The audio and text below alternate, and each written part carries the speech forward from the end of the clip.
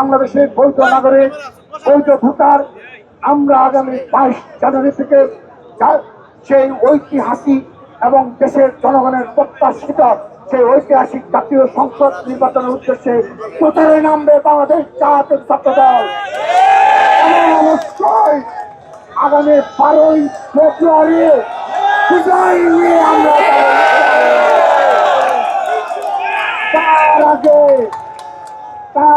তার আগে কথা রয়েছে। একটি বিশেষ রাজনৈতিক গোষ্ঠী রয়েছে যারা বিগত 1.5 বছর সচিবালয়ে তাদের অবাধ প্রবেশ ছিল, নির্বাচন কমিশন অবাধ প্রবেশ ছিল, যারা ক্ষমতার পাওয়ার এক্সারসাইজ করেছে। তারা পুরো ষড়যন্ত্র করছে।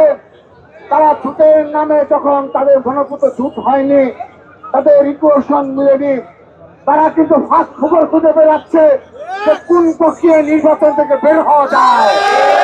আমাদের সতর্ক থাকতে হবে। যদি কেউ ষড়যন্ত্র করে জাতীয় সংসদ নির্বাচন নস্যাৎ করতে চায়, আমরা তাদেরকে দাঁত ভাঙা দেওয়া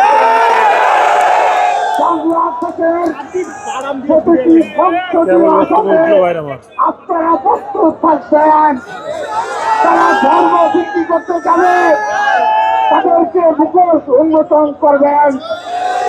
যারা অপ্রকাশ্য রাজনীতি করতে যাবে, তাদের মুখোশ উন্মোচন করবেন।